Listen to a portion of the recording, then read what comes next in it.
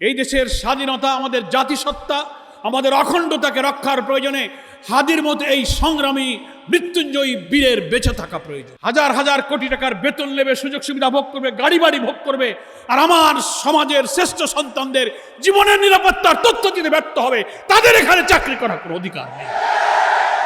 এক শ্রেণীর সুশীল নামের দিল্লির তাবেদাররা টক শোতে, লেখনীতে এমন পরিস্থিতি তৈরি করেছে মনে হচ্ছে আওয়ামী লীগ না আসলে ইলেকশনটা হবে না। কি করে ইনক্লুসিভ ইলেকশনের নামে, রিফাইন ইলেকশনের নামে আওয়ামী লীগকে ইলেকশনে আনা যাবে, ফ্যাসিবাদের দোসর জাতীয় পার্টিকে জোড়াতালি দিয়ে ইলেকশনে আনা যাবে, তার পক্ষে এক শ্রেণীর বুদ্ধিজীবীরা বয়ান তৈরি করতে চেষ্টা করেছে। শরীফ ওসমান হাদিরা জুলাই যোদ্ধারাই ছিল এই ভারতীয় আধিপত্যবাদের হাত থেকে আমাদের এই স্বদেশ ভূমির অখণ্ডতা, স্বাধীনতা সর্বত্র রক্ষা করা অতন্দ্র প্রহরী। এই জন্য তারা টার্গেট করেছে নির্বাচনের আগে এই জুলাই যোদ্ধাদেরকে হত্যা করতে না পারলে আগামী জাতীয় নির্বাচনে ইসলামপন্থী ভারতীয় আধিপত্যবাদ বিরোধী শক্তির এখানে বিজয় হবে। সংগ্রামী দেশবাসী, এমন সময় হাদিকে গুলি করা হয়েছে ঠিক কিছুদিন ধরে নির্বাচন তফসিল ঘোষণা হবে, নির্বাচনের পোলারাইজেশন হচ্ছে, জনগণ উৎসব মুখর পরিবেশে ভোট দিতে যাবে। সেই নির্বাচনের ময়দানকে এমন একটা ন্যারেটিভের মাধ্যমে সাংবাদিক, লেখক, কলামিস্ট, বুদ্ধিজীবী, শিল্পী, সাহিত্যিকরা বর্ণচোরার মতো যারা 5ই আগস্টের পর যারা লুকিয়ে গিয়েছিলেন, আমাদের সরকারের প্রশাসনের গোয়েন্দাদের ব্যর্থতার সুযোগ নিয়ে তারা আবার মাথা খোলস বেরিয়ে দিয়ে তারা আবার এই দেশকে দিল্লির তাবেদার বানাবার চক্রান্তে লিপ্ত হয়েছে। তারই অংশ হিসাবে আমি মনে করি আমাদের স্নেহস্পদ সন্তান এই হাদিকে খুন করার জন্য তাকে গুলি করা হয়েছে। তার জীবন সংকটাপন্ন। আমরা জানতে পেরেছি তাকে চিকিৎসার জন্য আজকেই হয়তো বাইরে পাঠাবার চেষ্টা করা হচ্ছে। সারা দেশ, সারা দুনিয়া এই জুলাই বিপ্লবের যারা অংশীদার, ফ্যাসিবাদ বিরোধী আন্দোলনে যারা অসাধারণ ভূমিকা রেখেছিলেন, তারা সকলেই প্রাণ খুলে হাদির সুস্থতার জন্য, আরোগ্যের জন্য মহান আল্লাহর কাছে তারা চোখের পানি ফেলছেন, দোয়া করছেন।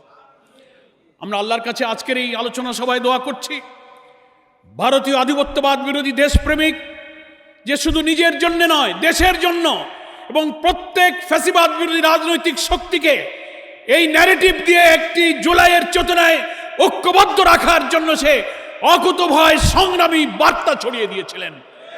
সেই হচ্ছে শরীফ ওসমান হাদি। আল্লাহ তাআলা তাকে আমাদের মাঝে ফিরিয়ে দিন। আমরা মনে করি এই দেশের স্বাধীনতা, আমাদের জাতিসত্তা, আমাদের অখণ্ডতাকে রক্ষার প্রয়োজনে হাদির মতো এই সংগ্রামী মৃত্যুঞ্জয়ী বীরের বেঁচে থাকা প্রয়োজন। শরীফ ওসমান হাদিরা জুলাই যোদ্ধারাই ছিল এই ভারতীয় আধিপত্যবাদের হাত থেকে আমাদের এই স্বদেশ ভূমির অখণ্ডতা, স্বাধীনতা সর্বত্র রক্ষা করা অতন্দ্র প্রহরী। এই জন্য তারা টার্গেট করেছে নির্বাচনের আগে এই জুলাই যোদ্ধাদেরকে হত্যা করতে না পারলে আগামী জাতীয় নির্বাচনে ইসলামপন্থী ভারতীয় আধিপত্যবাদ বিরোধী শক্তির এখানে বিজয় হবে। সেই বিজয়ের ঠেকাবার জন্য তারা আজকে এই সমস্ত জুলাই যোদ্ধা তরুণ সেনাপতিদেরকে তারা হত্যা করার টার্গেট করেছে। এরপরে এক একজন করে নাম শোনা যাচ্ছে, এরপরে টার্গেট অমুক, এরপরে টার্গেট অমুক। আমরা গতকালকে প্রধান উপদেষ্টার সাথে সাক্ষাৎ করে বলে এসেছি যে একটি দেশের ইন্টেলিজেন্স ফেলিওরের একটা মাত্রা থাকতে পারে। পিলখানা হত্যাকাণ্ডে প্রকৃত অপরাধীদের আপনি খুঁজে পেলেন না, শাপলা চত্বরের প্রকৃত হত্যাকারীদেরকে আপনি খুঁজে পেলেন না। এই সরকার যারা যখন ছিলেন তারা কেউই পান নাই। একটা হত্যাকাণ্ডের পরে প্রচুর তদন্ত, প্রচুর দৌড়াদৌড়ি, কিন্তু হত্যার আগে যে আলামত যখন পাওয়া যায়, ইনফরমেশন পাওয়া যায়, এই যে শরীফ ওসমান হাদি, তার উপরে গুলি করার একদিন আগে, 2 দিন আগের অনেকগুলো ভিডিও দেখেছেন না আপনারা? সে তার জীবনের উপরে হুমকি, নিরাপত্তাহীনতার কথা দিয়ে প্রকাশ্যে খোলামেলা কথা বলেছে যে আমাকে গুলি করা হতে পারে, আমি মরে যেতে পারি, মরে গেলে আমার কোনো দুঃখ নেই, কিন্তু সেই হত্যাকারীদের ধরে যেন বিচার করা হয়। শুনেছেন আপনারা এই ভিডিওগুলো? আমার বাচ্চাটাকে তোমরা একটু দেখে রেখো। একটা জুলাই যোদ্ধা যখন তার জীবনের উপরে এরকম হুমকি, এত নিরাপত্তাহীনতার তথ্য পেশ করতে পারে, যাকে সারা বাংলাদেশ চেনে, গোয়েন্দারা চেনে, সরকার চেনে, ইন্টেলিজেন্স চেনে, সেই লোকটা এই কথা বলার পর তার নিরাপত্তার জন্য সরকার কি ব্যবস্থা করেছিল? আমরা কালকে প্রধান উপদেষ্টাকে জিজ্ঞাসা করেছি যে আপনার অনেক সংস্থা আছে, অনেক এজেন্সি আছে, আপনি প্রশ্ন করেন, এই তথ্য প্রকাশ হওয়ার পর এটা মিডিয়াতে এসেছে, সোশ্যাল মিডিয়াতে এসেছে, তার নিরাপত্তার জন্য সরকার একটা ব্যবস্থাও গ্রহণ করেনি এবং প্রকৃত খুনিদের এখনো ধরা যাচ্ছে না। নানান গুঞ্জরণ, একবার এদিকে ব্লেম গেম দিয়ে এদিকে ওদিকে ঠেলে দেওয়া হচ্ছে।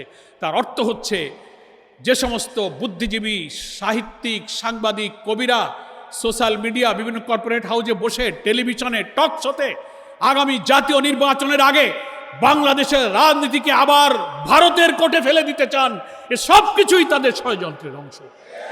আপনারা আর একটা সোশ্যাল মিডিয়াতে তথ্য দেখেছেন, সাংবাদিক জুলকারনাইন সাহেবের পক্ষ থেকে প্রচার করা হয়েছে। টেলিগ্রাম একটা ইন্টারনাল কনফারেন্স হচ্ছে, সেখানে অনেক আওয়ামী লীগের দেশি বিদেশি নেতারা, সেখানে বক্তব্য বলা হচ্ছে, পরামর্শ হচ্ছে, এদেশের আওয়ামী লীগকে অভয় দেওয়া হচ্ছে যে তোমরা বেশি টেনশন করবে না, যা করবার আমরা করে দিচ্ছি। 11 তারিখ থেকে লোক ঢুকে যাবে, আমরা লাইসেন্স পেয়ে গেছি, সশস্ত্র লোক ঢুকছে, চট্টগ্রাম ঢাকা অ্যাকশন হবে, প্রয়োজনে পরে খুলনাতে যাওয়া হবে। শুনেছেন আপনারা সেগুলো? আমরা সেগুলো প্রধান উপদেষ্টাকে বলেছি। আন্তর্জাতিক একটা মিডিয়া আল জাজিরার সাংবাদিকের পাঠানো এই টেলিগ্রাম মিটিংয়ের সাথে কারা জড়িত ছিল, কারা ছিল, তথ্য প্রযুক্তির এই চরম উৎকর্ষতার যুগে এই তথ্য বের করা কোনো কঠিন কাজ নয়। 11 তারিখে তারা বলেছে, 12 তারিখে হাদি কিন্তু শুট হয়েছে। কি দেখেছেন আপনারা? এরপরে কি টার্গেট আছে?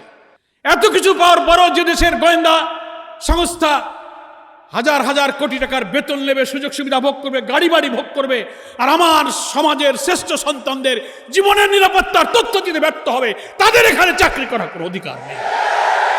আমরা প্রধান উপদেষ্টাকে বলেছি, এগুলো খুঁজে বের করুন, গ্রেফতার করুন এবং খুনিদেরকে ডেকে আপনারা রিমান্ডে এনে এর প্রকৃত তথ্য বের করে শাস্তির ব্যবস্থা করুন, বিচারের আওতায় আনুন। তা না হলে আমাদের কারোর জীবনের নিরাপত্তা থাকবে না।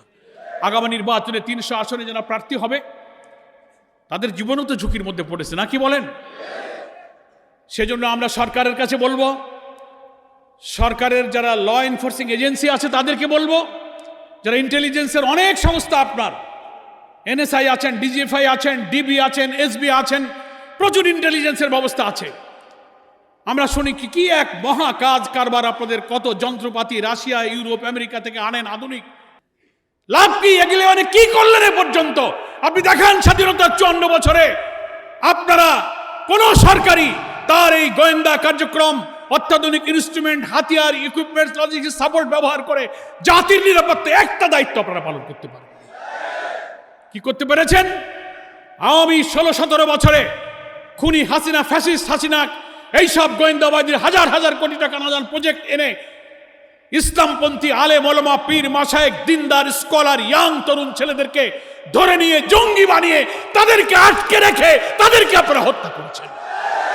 মিথ্যা ভুয়া গোয়েন্দা প্রতিবেদন দিয়ে নিরীহ নিরপরাধ ছেলেদেরকে জঙ্গি সাজিয়ে তাদেরকে ক্রস ফায়ারে দিয়েছেন। এই গোয়েন্দা, এই প্রশাসন আমরা চাই না। সংগ্রামী ভাইরা আমার, আমি আপনাদের কাছে এই কথাটা বলে শেষ করতে চাই যে আজকে সময় এসেছে আমাদের এই হাদিদের জীবনের নিরাপত্তা সংরক্ষণ, আমাদের স্বাধীনতা সার্বভৌমত্বের সংরক্ষণ এবং ভারতের জনগণের প্রতি আমাদের কোনো আক্রোশ নেই। আমাদের বিশাল প্রতিবেশী দেশ, দুনিয়ার কোনো দেশ তার প্রতিবেশীর সাথে নিষ্প্রয়োজন কোনো শত্রুতা রক্ষা করা, কোনো শত্রুতা নিয়ে চলা। তবে ভারতের যারা সরকার, সাম্প্রদায়িক হিন্দুত্ববাদী সরকার যারা ক্ষমতায় এখন আছেন, বারবার যারা এসেছেন, তারাই এদেশের স্বাধীন সত্তাকে বিকিয়ে দিয়ে এদেশের ইসলামী মূল্যবোধ ধ্বংসের জন্য তারা বারবার এদেশের মানুষের উপরে হত্যার ষড়যন্ত্র চাপিয়ে দিয়েছেন। আপনারা বর্ডার কিলিং করেছেন, আমাদের পানি সমস্যা, আমাদের নদীর সমস্যা, আপনারা ফেলানির মতো কাঁটাতারে ঝুলিয়ে রেখে এই দেশের মানুষকে হত্যা করা, আমাদের ট্রানজিট, আমাদের ট্রেড ব্যালেন্স সব কিছুকে পরিকল্পিতভাবে আপনারা ধ্বংস করেছেন। আমরা সম্পর্ক চাই, কিন্তু সেই সম্পর্ক চাই ন্যায্যতা এবং সমতার ভিত্তিতে। বিগ ব্রাদারলি অ্যাটিটিউড নিয়ে আপনি আমাদেরকে শাসন করবেন। আপনি যেমন স্বাধীন, আমরাও বাংলাদেশ একটি স্বাধীন দেশ। আমাদের পররাষ্ট্রনীতি, আমাদের অর্থনীতি, রাজনীতি, আমরা স্বাধীন হব। আমার দেশে কে নির্বাচনে যাবে আর যাবে না, কে সরকার গঠন করবে আর করবে না, that is up to me. এটা আমাদের দেশের জনগণের ব্যাপার। আপনি ওখান থেকে এসে পররাষ্ট্র প্রতিমন্ত্রী, পররাষ্ট্র সচিব, এক এক সময় এক এক গোয়েন্দা এসে সফর করে বলবেন যে আপনারা নির্বাচনে যান, তা না হলে কিন্তু মৌলবাদরা ক্ষমতায় চলে যাবে। এই কথা বলার অধিকার কোনো দেশের নেই। এগুলোই আপনারা এতকাল করেছেন। আজকে যখন একটা অবাধ নিরপেক্ষ স্বচ্ছ নির্বাচনের জন্য জাতি প্রস্তুত হচ্ছে, সবাই আমরা মিলে সহযোগিতা করছি, এটা এখন তাদের গাত্রদাহ তো হবেই। স্বচ্ছ নিরপেক্ষ বিচারে ফ্যাসিস্ট খুনি হাসিনার ফাঁসির দণ্ড হয়ে যাওয়ার পরে পলাতক মৃত্যুদণ্ড প্রাপ্তি আসামিকে যারা আশ্রয় দিতে পারে, তারা এই দেশের কখনো কল্যাণ করতে পারে না। আন্তর্জাতিকভাবে ইন্টারপোলের রেড অ্যালার্ট জারি করা হয়েছে, সব আসামিরা আপনার দিল্লি কলকাতায় ঘুরে বেড়াচ্ছে। আপনি কিসের কল্যাণ চান? আপনি যদি কোনো আন্তর্জাতিক কোনো কনভেনশন, জেনেভা কনভেনশন, আন্তর্জাতিক আইন, সবকিছু জাতিসংঘের সনদের প্রতি শ্রদ্ধা থাকে, এই দেশের সহস্রাধিক মানুষকে যারা হত্যা করেছে, 40,000 লোককে যারা ক্ষতবিক্ষত করেছে, সেই চিহ্নিত প্রমাণিত আদালতের সেই অপরাধী ফাঁসির আসামিকে আপনি জাতির সামনে সোপর্দ করেন, আইনে সোপর্দ করে প্রমাণ করেন যে আপনি আন্তর্জাতিক আইন মানেন। ন্যায্যতার ভিত্তিতে আমরা আমাদের সব প্রতিবেশীর সাথে সম্পর্ক রাখব। কিন্তু আপনি যা করছেন, সারা দুনিয়ার কোনো আন্তর্জাতিক সংস্থা এবং কোন দেশ, কোনো বিবেকবান জাতি এই সম্পর্ককে কখনো ন্যায্য এবং সমতার সম্পর্ক মনে করে না। এ সম্পর্ক হচ্ছে আপনি একটি জাতিকে, একটি স্বাধীন দেশকে পদানত করে গোলামীর জাতি দিয়ে আপনি বসবাস করিয়ে আপনি আমাদেরকে শাসন করবেন, আমরা আপনার সেবাদাস হব ইনশাআল্লাহ। সকল পরাশক্তির রক্তচক্ষুকে এড়িয়ে যখন ফ্যাসিস্টকে আমরা পালিয়ে যেতে বাধ্য করেছি, দুনিয়ার কোন শক্তি তাকে রাখতে পারেনি। আগামী দিনের নতুন বাংলাদেশ গড়ার এই স্বপ্ন কেউ ইনশাল্লাহ ব্যর্থ করতে পারবে না।